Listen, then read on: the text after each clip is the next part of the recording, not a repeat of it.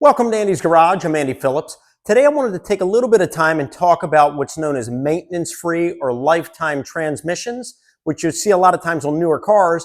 And what we wanted to talk about is why maintenance-free transmissions actually do require maintenance, and it's important to know that. Let's go ahead and get started. Now, a lot of times when you see that on a vehicle and it says, it's a maintenance-free transmission,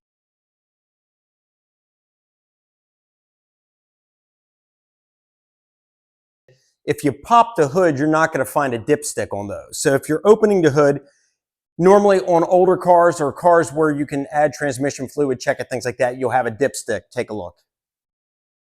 As you can see right there, the yellow dipstick is for our oil, the red is for our transmission fluid. Now, what you want to do is you want to make sure that you check it when it's warm. If you want to see a video I did where I showed how to check transmission fluid, I'll have a link across the top, also down in the description. Now, with a maintenance-free transmission, you pop the hood, you're not going to see any of that. And there's really no place that you would think where you would be able to check the fluids and top it off. Take a look at that one. Looking under the hood of this vehicle, you can see here on the left, we have our yellow, which is our oil dipstick. But everywhere else, there's no other dipstick for the transmission. Now, where that's misleading is a lot of times someone will get that and they say, I don't need to check the fluid, doesn't need to be changed because it's a lifetime or it's maintenance-free.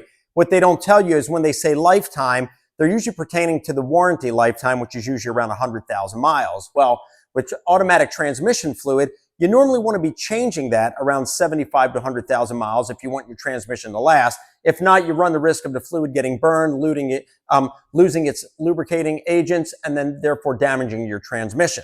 So in this video, we have a vehicle over here that we're going to head over to soon.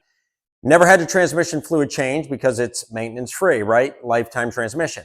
Well, that car lasted way longer than the 100,000 mile warranty.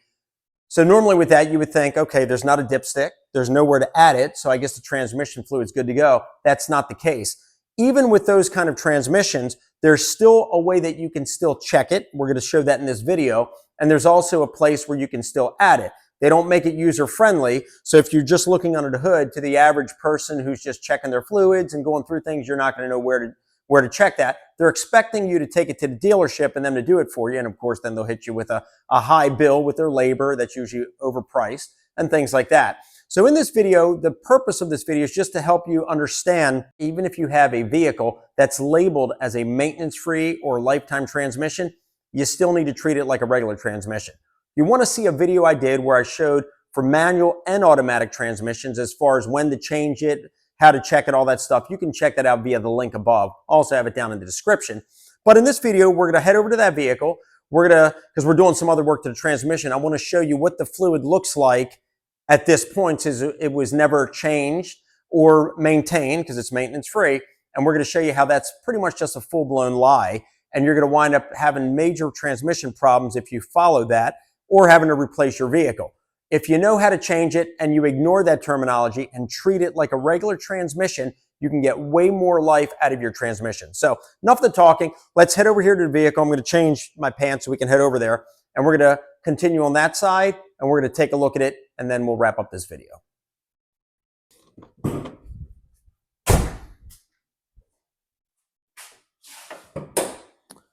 I'm going to open this so we can look down into it and you'll see you can see where you would fill the transmission fluid. If you want to see a video I did where I showed how to check the transmission fluid levels and how to add transmission fluid to the Kia Rio, I have that link across the top, also down in the description. Let's take a look down in here and I'll show you, and then we'll go underneath and I'll show you where we're going to drain it from.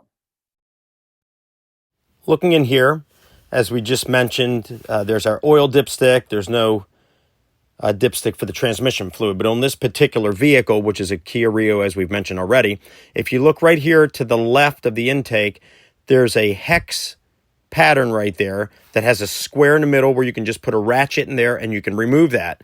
Now, all you would have to do is remove that and to put a funnel if you need to add transmission fluid.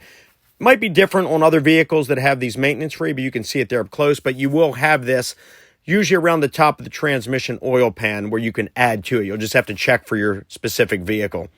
But you got to be careful. They are plastic. You don't want to break that when you do take it off and when you tighten it back down. So coming underneath here, If we slide in, here's our transmission right here. There's our transmission oil pan. You'll see that little plug with the square pattern. Also, same thing there. You would just use a ratchet. But you can check your levels there. All you want to do is loosen that lightly, and you'll get a steady stream of transmission fluid coming out. That'll let you know your levels are good. You can check out my video via the link above and down in the description where I show more in depth how to do that. But that's also right there. That's the oil pan. And if we come right behind it, you'll see the hex drain plug head right there. That's where you would drain your transmission fluid. As mentioned already, this is a Kia Rio 2013, but it would be the same on any other vehicles. You would just have to find out the placement and maybe the size of that plug for your vehicle. Just check online or in the manual. But we'll slide our oil pan here to drain it into. So we can drain it. We'll take a look at this fluid, and I'll show you what we're looking at here with this supposed maintenance-free. Okay, let's slide this here.